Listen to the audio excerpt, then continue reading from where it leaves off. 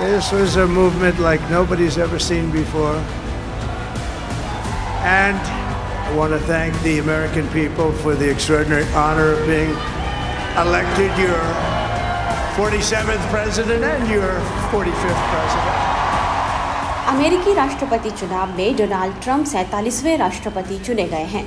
Republican party के उम्मीदवार Donald Trump ने अपनी प्रतिद्वंदी कमला हैरिस को पछाड़ दिया। 6 नवंबर को चुनावी रुझान साफ होने के बाद ट्रंप को जीत के लिए दुनिया भर से बधाइयां मिली। ट्रंप के लिए बधाइयों का तांता लग गया, लेकिन रूसी राष्ट्रपति व्लादिमीर पुतिन ने ट्रंप को बधाई देने से इनकार कर दिया। लेकिन 2 दिनों की देरी के बाद अब पुतिन ने ट्रंप को बधाई दे दी है। मीडिया रिपोर्ट्स के मुताबिक पुतिन ने कार्यक्रम में ट्रंप को शुभकामनाएं दी। इतना ही नहीं, उन्होंने ट्रंप को एक बहादुर नेता भी बताया है।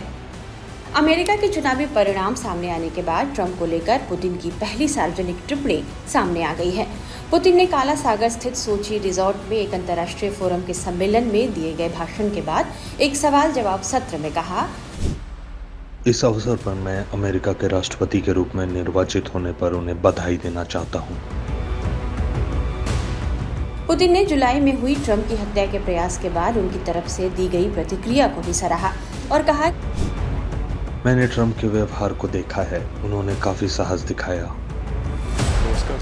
चुनाव प्रचार के दौरान जानबूझकर कही गई बातों पर मैं अभी कोई टिप्पणी नहीं करना चाहता।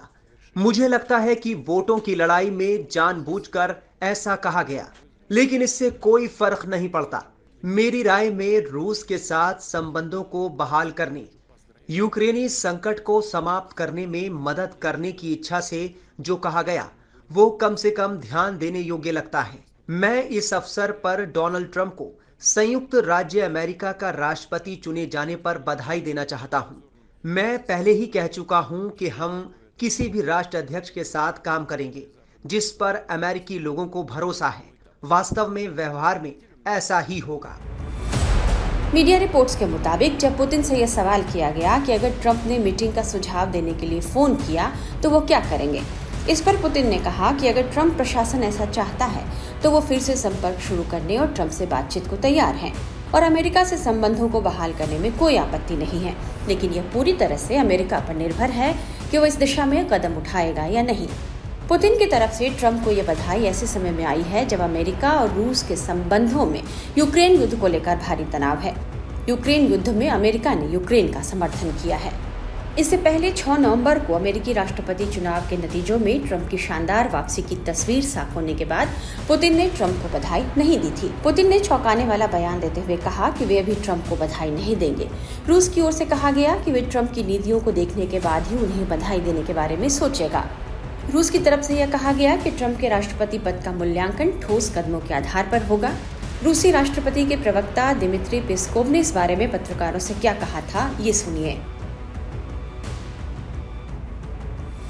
रूस अमेरिकी राष्ट्रपति चुनाव में जीत का दावा करने वाले डोनाल्ड ट्रंप को उनके कार्यों के आधार पर परखेगा। हम ट्रंप की नीतियों के आधार पर फैसला करेंगे। ट्रंप को बधाई देने की राष्ट्रपति की योजना के बारे में जानकारी नहीं, क्योंकि अमेरिका एक अमित्र देश है। राष्ट्रपति भवन की तरफ से जारी बयान के अलावा रूस की विदेश मंत्रालय ने भी साफ किया कि यूक्रेन साथ जारी जंग पर व्हाइट हाउस की सत्ता में बदलाव से कोई फर्क नहीं पड़ता। रूसी विदेश मंत्रालय ने कहा कि ट्रंप के राष्ट्रपति बनने से अमेरिका की रूस को रोको की नीति में बदलाव की संभावना नहीं है। रूस किसी भ्रम में नहीं है। विदेश मंत्रालय की प्रवक्ता मारिया जखारोव ने कहा, रूसी हितों को ध्यान में रखते हुए नए अमेरिकी प्रशासन के साथ संपर्क कायम रखा जाएगा। ट्रंप राष्ट्रपति बनते ही यूक्रेन और रूस संघर्ष को बंद करवा देंगे, ये दुष्प्रचार फैलाया गया, लेकिन रूस के लिए जमीनी हालात में कोई बदलाव नहीं आया है। उन्होंने साफ किया है कि रूस विशेष सैन्य अभियान के उद्देश्यों के पूरा होने तक अपने अभियान को रोकेगा, इसका कोई सवाल ही नहीं उठता। जखारोवा ने यह भी कहा कि अगर अमेरिकी नीति में कुछ भी बदलाव होता है और हमारे पास कोई प्रस्ताव आता है तो हम रूस के हितों को ध्यान में रखते हुए उन पर विचार करने को तैयार रहेंगे। राष्ट्रीय सुरक्षा समेत तमाम परिस्थितियों में रूस अपने हितों की रक्षा करेगा। रूस की तरफ से आए इन बयानों को देखने के बाद ये समझा गया कि ट्रंप की जीत को लेकर पुतिन सतर्कता भरी प्रतिक्रिया दे रहे हैं। विशेषज्ञों का मानना है कि रूस को इस बात का संदेह है कि ट्रंप रूस और यूक्रेन को युद्ध विराम के लिए मजबूर करने की कोशिश कर सकते हैं। हालांकि पुतिन अब अमेरिका से बातचीत करने को तैयार हो गए हैं। ऐसे में इस बात की उम्मीद बढ़ गई है कि क्या अब रूस यूक्रेन युद्ध रुकने वाला है। दरअसल अमेरिकी चुनाव अभियान के दौरान ट्रंप ने यह घोषणा की थी कि वो ऑफिस संभालने के 24 घंटे के अंदर ही यूरोप में युद्ध खत्म करने की योजना बना रहे हैं। वहीं अपनी जीत के बाद अपने समर्थकों के बीच में भी दिए अपने पहले भाषण में ट्रंप ने इसी बात को दोहराया था कि वे जंग नहीं होने देंगे। I hope that you're going to be looking back someday and say that was one of the हम सीमा चाहते हैं, हम सुरक्षा चाहते हैं, हम चीजों को अच्छा देखना चाहते हैं, अच्छी शिक्षा चाहते हैं, हम ताकतवर सेना चाहते हैं, हम युद्ध को खत्म करना चाहते हैं। 4 साल कोई युद्ध नहीं था सिवाय इसके कि हमने आईसिस को हराया। मैं युद्ध शुरू नहीं करने जा रहा हूं, मैं युद्ध रोकने जा रहा हूं। इस बीच अब हम आपको अमेरिका लेकर चलते हैं, जहां ट्रंप के समर्थकों में उनकी जीत को लेकर बेहद उल्लास है।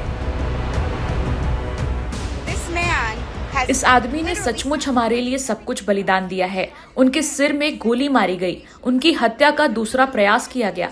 वो अरबपति हैं, उन्हें ऐसा करने की जरूरत नहीं है। वो हम सभी की सुरक्षा के लिए ऐसा कर रहे हैं, यहाँ तक कि उन लोगों की भी जो ये सोचते हैं कि उन्हें उनकी सुरक्षा की आवश्यकता नहीं है। मेरा मानना है कि भगवान वास्तव में इस सब में ट्रंप की मदद कर रहे हैं। उन्होंने उनकी जान बचाई। मेरा मानना है कि यहाँ कुछ बड़ा हो रहा है जो ट्रंप से परे है। ये ट्रंप समर्थकों से परे है। कुछ तो है, एक रीसेट है जिसकी आज पूरी दुनिया को जरूरत है, और मेरा मानना है कि उन्हें ऐसा करने के लिए नियुक्त किया गया है। हम ऐसे लोग हैं जो देश की परवाह करते हैं, हम अपने बच्चों की परवाह करते हैं। हमें इसकी परवाह है कि लड़के लड़कियों के लॉकर रूम में न जाएं। मैं पिछले सप्ताह कार्यक्रम में बगीचे में गई थी और मैं आपको बता रही हूँ, वहाँ इतने सारे युवा यहूदी बच्चों को उनके साथ देखकर बहुत अच्छा लगा। चीनी, श्वेत और अश्वेत चाहे जो लोग हों, उन्होंने ये काम अकेले ही किया है। खैर, बहुत से लोग हमारे देश से भी प्यार करते हैं और वो बिल्कुल ऐसे नेता हैं जिनकी हमें ज़रूरत है। वो उदाहरण पेश करके नेतृत्व करते हैं। इसलिए आप बस प्रतीक्षा करें और देखें। उनके वहाँ पहुँचने के कुछ महीनों बाद हम फिर से ये बातचीत करेंगे और आप देखेंगे कि वो कितने गंभीर हैं और कैसे इस देश को एक साथ लाने जा रहे हैं। लोगों को इसके प्रति खुला रहना होगा। आप जानते हैं, वो कोई मतलबी आदमी नहीं है। आप जानते हैं, वो नहीं है जो हर कोई कह रहा है। He's not a mean guy. He's not what everybody's saying he is. In the middle of night, my friend. आधी रात में मेरे दोस्त ने मुझे बताया कि ट्रंप जीत गए। आप जानते हैं, सुबह से मैं बहुत खुश था। मैं ट्रंप के लिए प्रार्थना कर रहा। Praying for Trump, of course.